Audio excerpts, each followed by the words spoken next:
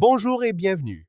Installez-vous confortablement, profitez de ce récit, abonnez-vous et activez les notifications. Hannah Collins a toujours su qu'elle voulait devenir médecin. Depuis sa plus tendre enfance, lorsqu'elle soignait les animaux blessés qu'elle trouvait dans son quartier, elle sentait que sa vocation était de soulager la douleur, d'apporter la guérison et le réconfort à ceux qui en avaient besoin. Originaire d'une petite ville du Texas rural, elle avait grandi dans la simplicité, ses parents lui ayant toujours inculqué l'importance de l'éducation malgré leurs difficultés financières. Elle saisissait chaque opportunité, étudiait tard dans la nuit et déclinait les invitations aux fêtes, toujours concentrée sur un objectif qui semblait lointain mais jamais impossible. Quand la lettre d'acceptation de l'Université de Chicago arriva, ses mains tremblaient si fort qu'elle peinait à ouvrir l'enveloppe. En lisant les mots qui confirmaient son admission dans la prestigieuse faculté de médecine, elle poussa un cri de joie et courut embrasser ses parents qui, submergés par l'émotion, ne cessaient de répéter à quel point ils étaient fiers. Ce fut l'une des dernières nuits où elle s'assit sur le porche de sa maison, le regard perdu vers l'horizon, le cœur rempli de rêves et de craintes. Elle savait que sa vie allait changer à jamais, mais ne pouvait encore imaginer ce que serait de vivre dans une grande ville, loin de tout ce qu'elle avait toujours connu, loin de l'odeur des champs, des voix familières et des rues tranquilles de son enfance. Le déménagement à Chicago fut un choc. Habituée au silence de la campagne, elle dut apprendre à composer avec le mouvement incessant, les métros bondés, les rues animées et les visages indifférents. Pourtant, elle tint bon. Les premiers mois furent intenses. Apprendre à naviguer dans la ville, jongler entre un poste d'assistante de recherche dans un laboratoire universitaire et des cours exigeants, trouver le temps de manger et parfois de se reposer quelques heures. Mais malgré l'épuisement, une flamme brûlait en elle, alimentée par chaque nouvelle découverte, chaque cours pratique, chaque patient qu'elle croisait durant ses stages. C'était la vie qu'elle avait toujours voulu. C'est au cours de sa troisième année de médecine que son histoire prit un nouveau tournant. Un après-midi, après un long cours d'anatomie, Anna décida de se rendre sur la place centrale du campus pour réviser quelques notes. Elle s'assit sur un banc, sortit ses livres de son sac et commença à tourner les pages, l'esprit concentré. C'est alors qu'elle entendit une voix lui demander si la place à côté d'elle était libre. Elle leva les yeux et vit un jeune homme souriant, un café à la main. Il se présenta comme étant Daniel Brooks, un architecte fraîchement diplômé qui travaillait dans un bureau voisin et venait souvent se détendre sur la place après sa journée. La conversation s'engagea sur des banalités, puis dériva sur le rythme effréné de la ville et sur le fait qu'ils avaient tous deux quitté leur petite ville natale en quête d'une vie meilleure. Ce qui n'était au début qu'une simple discussion se mua rapidement en un échange profond. Les jours suivants, ils prirent l'habitude de s'y retrouver. Parfois, ils n'échangeaient que quelques mots. D'autres fois, ils perdaient la notion du temps, parlant de livres, de films et de leurs rêves. Daniel possédait une légèreté qui captivait Hannah, un homme qui, malgré ses responsabilités, croyait encore aux fins heureuses. Leur romance se développa naturellement, intensément. Peu de temps après, Daniel l'invita dans un café qu'il considérait comme le meilleur de la ville. Autour de tasses fumantes, leur complicité s'affirma. Ils commencèrent à explorer la ville ensemble, à partager des dîners improvisés dans le petit appartement de Hannah, créant des souvenirs qui semblaient combler le vide laissé par le mal du pays. Quand Daniel lui demanda d'être sa petite amie, au cours d'une promenade le long du lac Michigan, Cela parut comme une évidence. Anna rit, répondant qu'elle avait l'impression qu'il l'était déjà depuis longtemps, et accepta sans hésiter. Leur relation mûrit rapidement. Ils se soutenaient mutuellement. Ils célébraient chacune de ses réussites à la faculté, et elle l'encourageait à viser plus haut dans son cabinet d'architecture.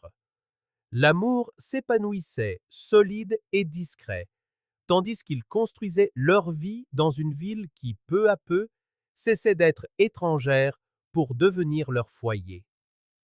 Après un an, ils décidèrent d'emménager ensemble dans un petit appartement près de l'université, avec de grandes fenêtres et une cuisine où Hannah aimait préparer les recettes de sa mère.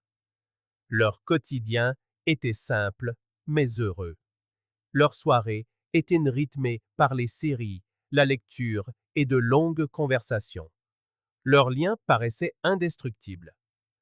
La demande en mariage eut lieu par une froide nuit de novembre, dans un restaurant que Daniel avait réservé pour l'occasion.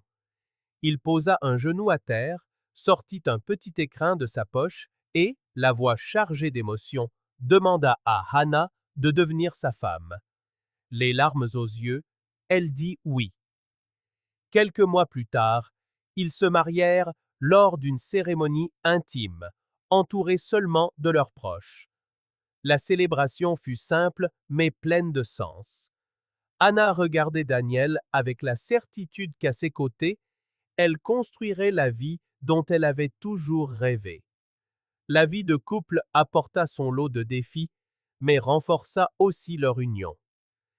Anna progressait dans ses études, tandis que Daniel consolidait sa carrière. Ensemble, ils faisaient des projets, des voyages, des enfants, une maison plus grande.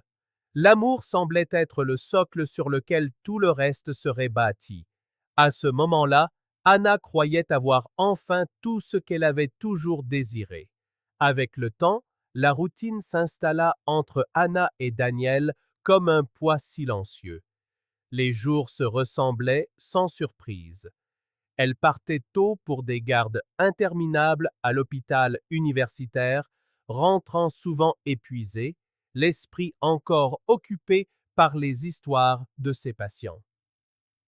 De son côté, Daniel s'investissait de plus en plus dans des projets ambitieux, enchaînant les délais serrés et les réunions qui s'éternisaient. Leur conversation était devenue transactionnelle, se limitant à la liste des courses ou à savoir qui passerait au pressing. La légèreté des débuts avait laissé place à une coexistence fonctionnelle, presque automatique.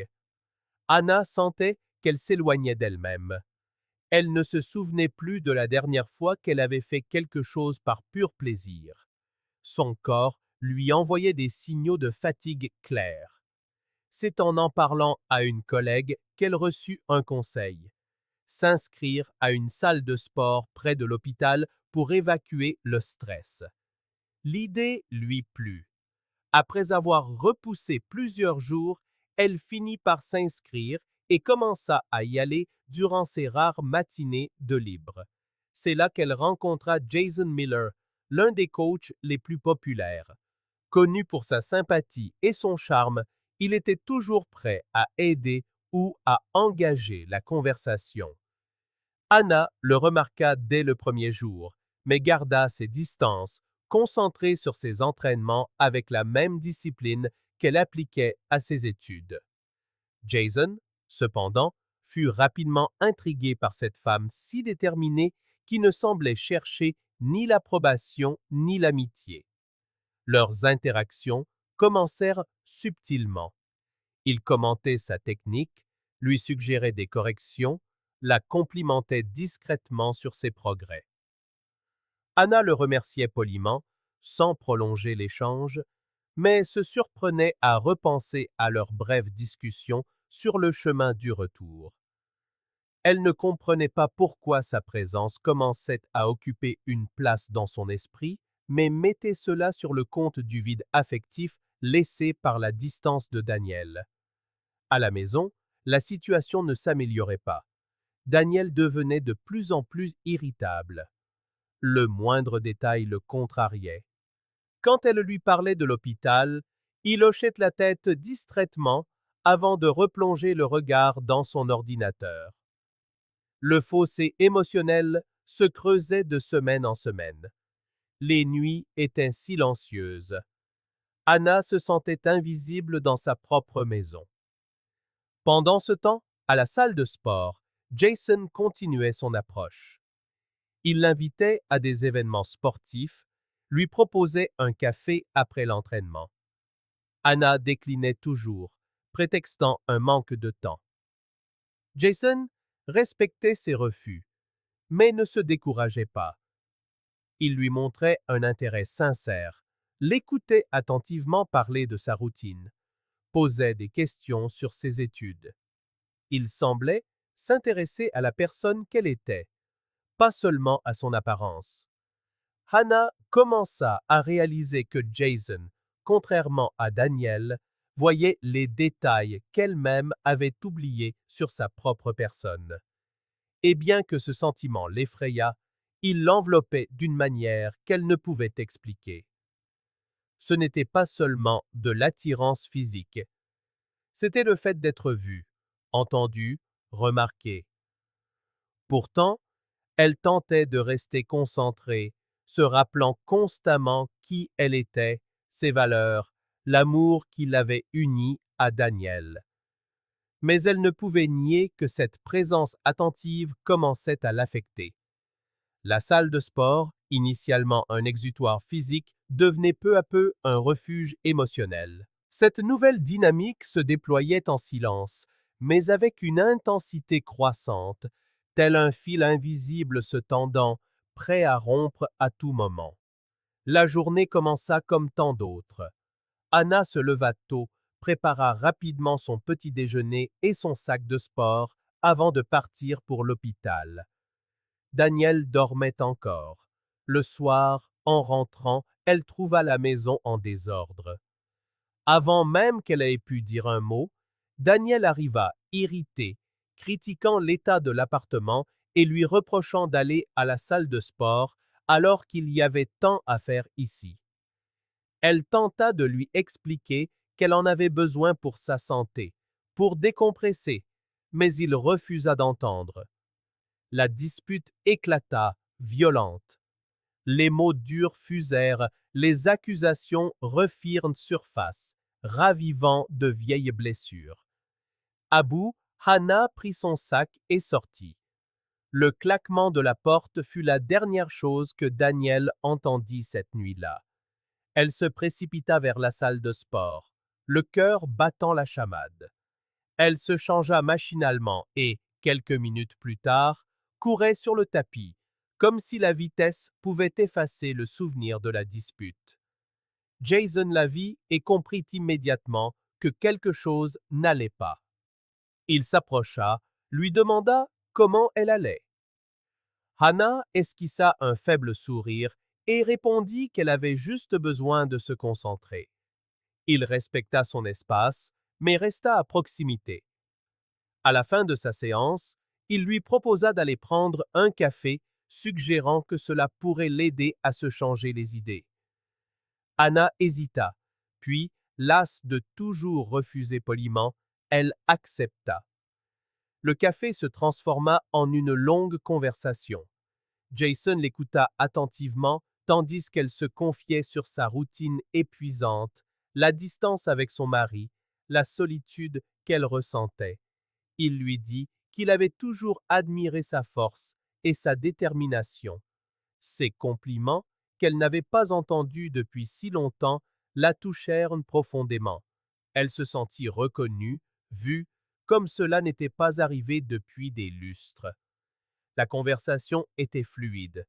Jason était drôle, la faisait rire, et peu à peu, elle se détendit. En la raccompagnant, ils s'arrêtèrent au coin de sa rue. Avant qu'elle ne puisse dire au revoir, il lui prit doucement la main et, le regard déterminé, se pencha vers elle. Hannah resta figée, le cœur battant à tout rompre.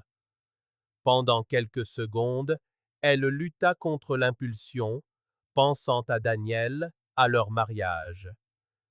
Mais le souvenir des derniers mois, des disputes, de ce sentiment d'invisibilité pesa plus lourd. Et elle céda. Le baiser fut intense, chargé de désirs et de frustrations accumulées.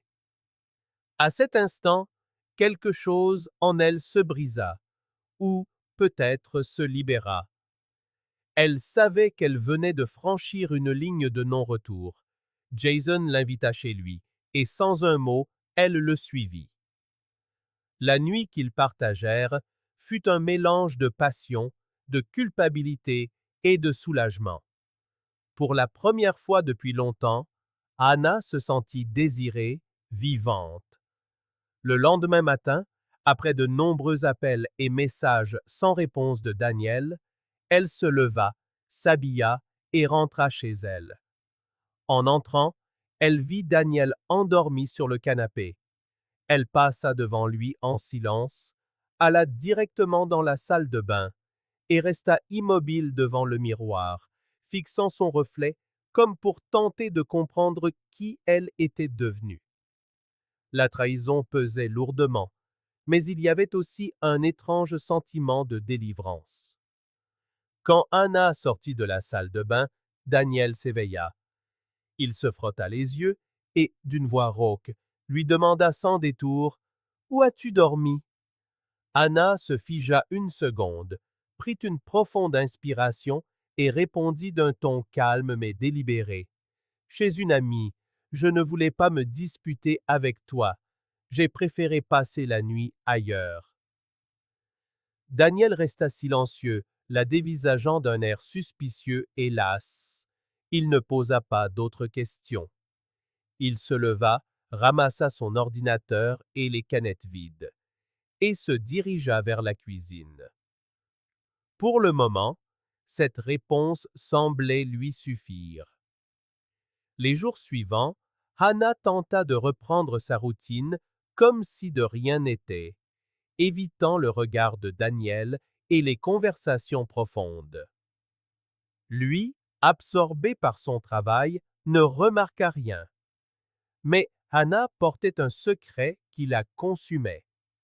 Elle se rendait toujours à la salle de sport, mais évitait Jason, se persuadant que ce n'était qu'une erreur. Les mois passèrent dans ce rythme étrange, jusqu'à ce que, à l'insu d'Hannah, le secret commence à se propager. Au cours d'une conversation banale avec des amis à la salle de sport, Jason finit par mentionner sa liaison avec Hannah. Le commentaire, fait sur un ton de conquête, fut entendu par Andrew, un ami de Daniel qui fréquentait la même salle et qui, en reconnaissant le nom de Hannah, fut choqué. Après avoir longuement hésité, se sentant incapable de laisser son ami vivre dans le mensonge, il se décida. L'information que Hannah s'efforçait de dissimuler prenait son élan, prête à exploser et à changer leur destin à tous. Andrew passa des jours à retourner cette information dans sa tête. La scène se rejouait en boucle. Jason décrivant, avec une certaine fierté, sa relation avec une femme mariée de la salle de sport. Plus il y pensait, plus il était certain qu'il s'agissait bien de Hannah. Les détails correspondaient trop parfaitement. Après une longue hésitation, Andrew prit son téléphone et appela Daniel.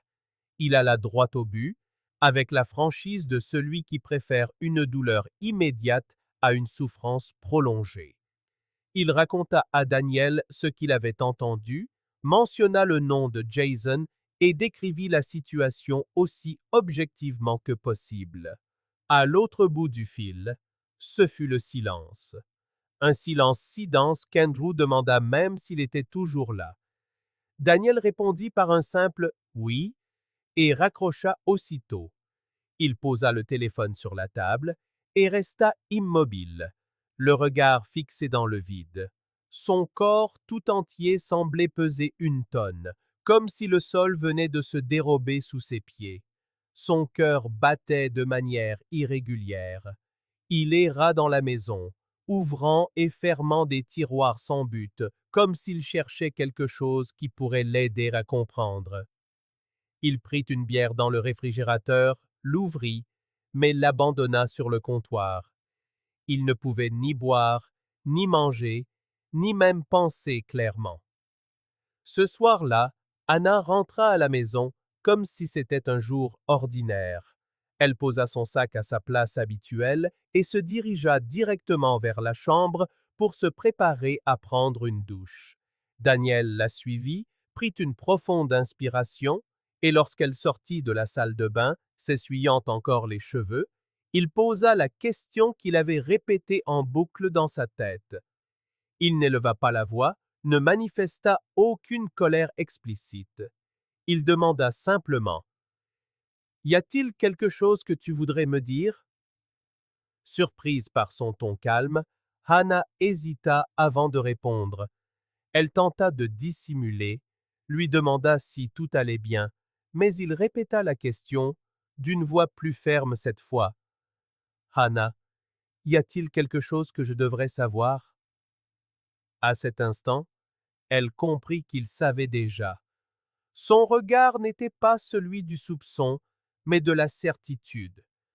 Tenter de nier semblait vain avant même d'avoir commencé. Anna baissa la tête et, d'une voix si basse que Daniel dut se pencher pour l'entendre, elle avoua. Elle lui parla de Jason, de cette nuit où, après une dispute, elle avait cherché refuge à la salle de sport et franchi une limite qu'elle n'aurait jamais imaginé franchir.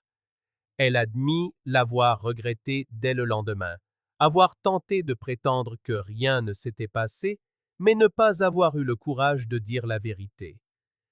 Daniel écouta chaque mot sans l'interrompre. Son visage resta impassible, mais ses yeux trahissaient un mélange de douleur et d'incrédulité. Quand elle eut terminé, il demanda simplement: Pourquoi?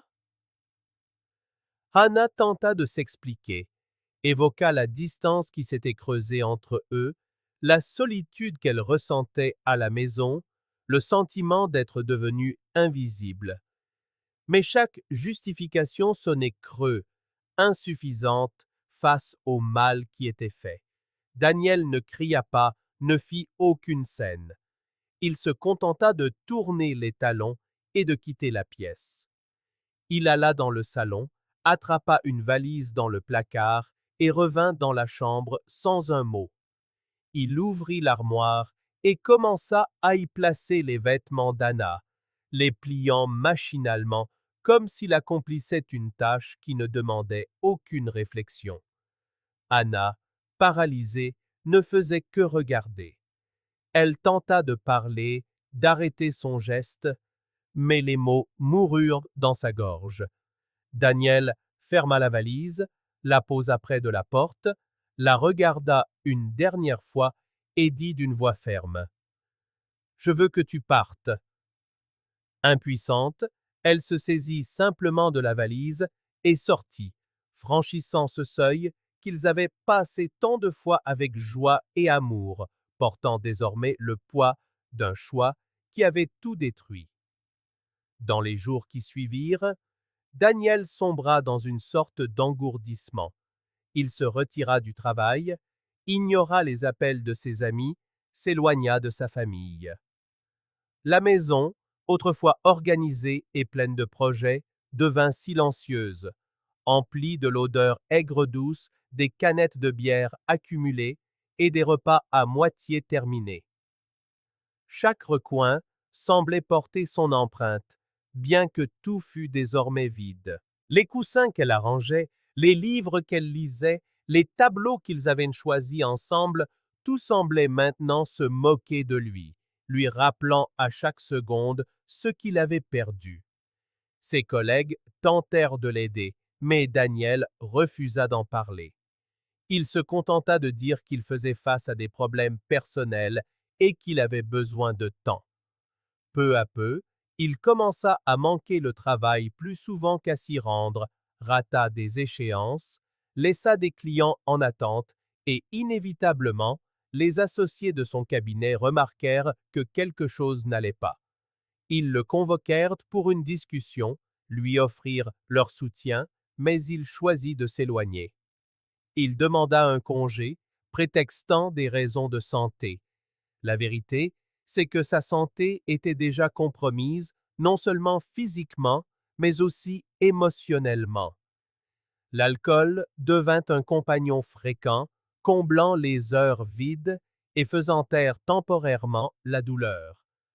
L'homme qui rêvait autrefois de voyages, d'enfants et d'une vie épanouie aux côtés d'Hannah se retrouvait maintenant perdu, sans direction, sans but.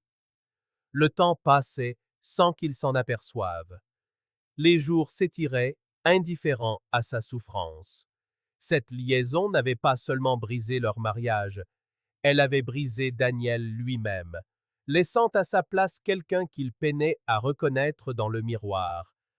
Pendant ce temps, Anna tentait de reconstruire sa vie loin de là, luttant contre le regret et les conséquences d'un choix fait dans un moment de vulnérabilité.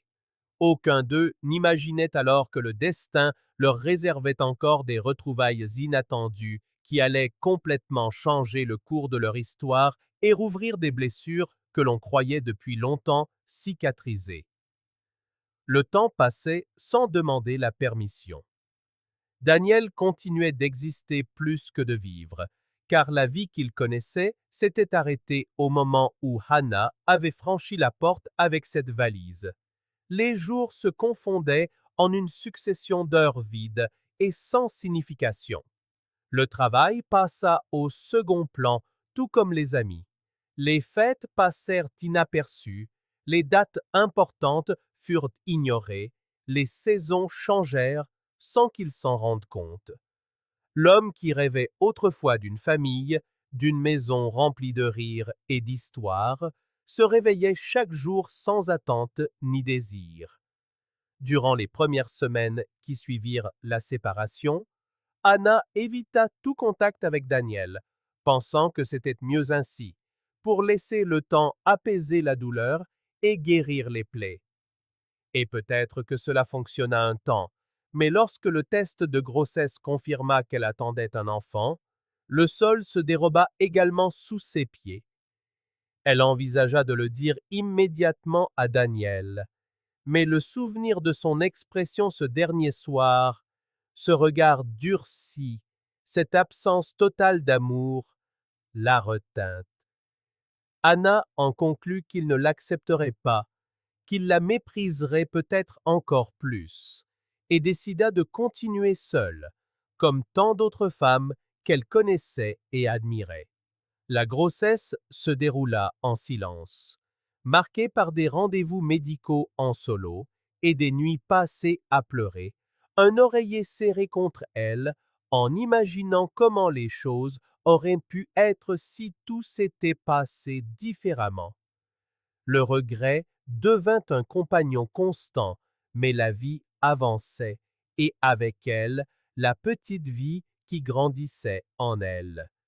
Daniel ne sut jamais rien de la grossesse jusqu'à ce que, 3 ans plus tard, par un après-midi ordinaire, il décide d'aller se promener dans le parc de la ville, l'une des rares habitudes saines qu'il avait conservées depuis la rupture. Il n'avait aucun projet pour la journée, juste besoin de s'aérer l'esprit, de respirer un autre air que celui des murs silencieux de sa maison. Il marchait distraitement, observant les gens, les enfants qui jouaient, quand soudain son regard se figea sur une scène qui le pétrifia sur place. Là, à quelques mètres, se trouvait Hannah, assise sur un banc, observant un petit garçon qui courait joyeusement sur l'herbe. Elle tenait un livre, mais son attention était entièrement tournée vers l'enfant, qui éclatait de rire et l'appelait à chaque nouvelle espièglerie. Daniel ne pouvait détacher son regard. Le garçon avait les cheveux clairs, les mêmes traits qu'il voyait chaque fois qu'il se regardait dans le miroir. Ignorer la ressemblance était impossible. Son cœur s'emballa comme il ne l'avait pas fait depuis longtemps. Pendant quelques secondes, il resta figé, ne sachant s'il devait s'approcher ou faire demi-tour. C'est alors que Hannah le vit. Son regard croisa le sien et se figea à son tour. Lentement, elle se leva, comme si le mouvement exigeait un effort immense, et resta immobile, incertaine de ce qu'il fallait dire ou faire. Daniel prit une profonde inspiration, s'approcha lentement, et lorsqu'il s'arrêta devant elle, il ne parvint qu'à poser une seule question, la voix tremblante. « Est-ce qu'il est de moi ?» Hannah garda le silence, regarda le garçon, puis de nouveau Daniel, et hocha subtilement la tête. Daniel ne put retenir ses larmes. Il n'était pas un homme habitué à pleurer, mais à cet instant, toutes les barrières, toutes les défenses s'effondrèrent simplement. Incapable de penser clairement, Daniel demanda un test de paternité. Il ne voulait pas croire seulement ce qu'il voyait ou ressentait. Il avait besoin d'une preuve concrète, d'être certain que le garçon qui jouait nonchalamment devant lui était bien son fils. Hannah ne discuta pas, elle accepta seulement. Elle organisa le test, amena le garçon, répondit aux questions nécessaires et, quelques jours plus tard, les résultats arrivèrent. Positifs.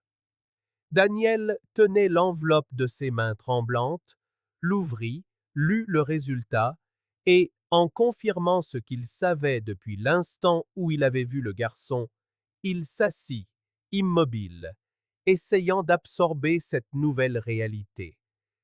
Il ne savait pas s'il devait pleurer, sourire, se mettre en colère ou être reconnaissant.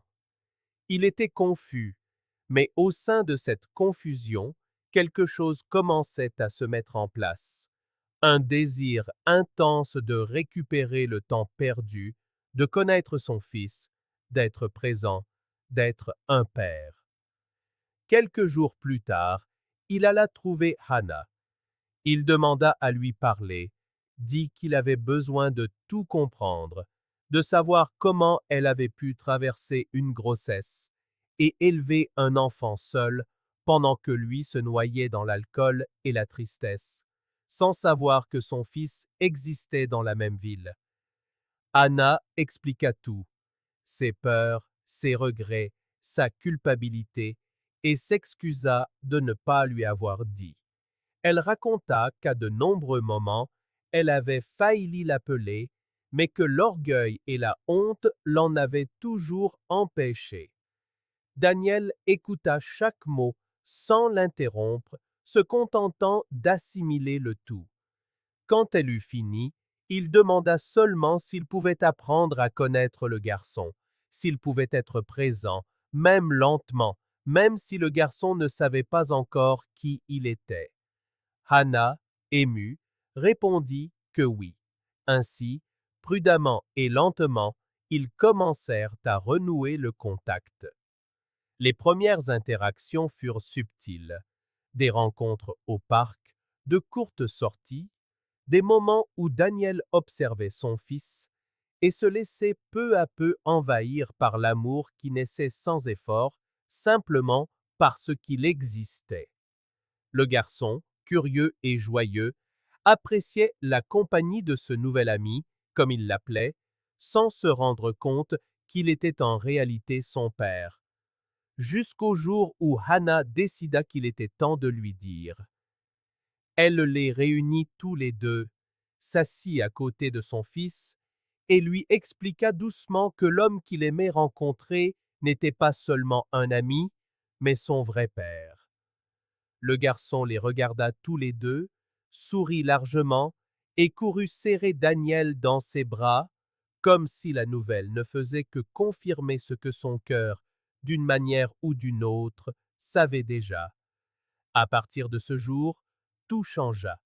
Daniel et Hannah commencèrent à parler davantage, à partager les décisions, à donner la priorité au bien-être de leur fils. La douleur était toujours là, mais il y avait aussi la compréhension, le respect et un désir sincère de reconstruire. Avec le temps, Ils réalisèrent que l'amour qui les avait unis autrefois était toujours présent, dormant, blessé, mais là. Ils décidèrent de donner une autre chance à leur relation, cette fois avec plus de maturité, de conscience et d'engagement. Et ainsi, une histoire qui avait commencé avec tant de rêves, qui avait enduré des trahisons, des séparations, des regrets et des pertes, trouva un nouveau chemin.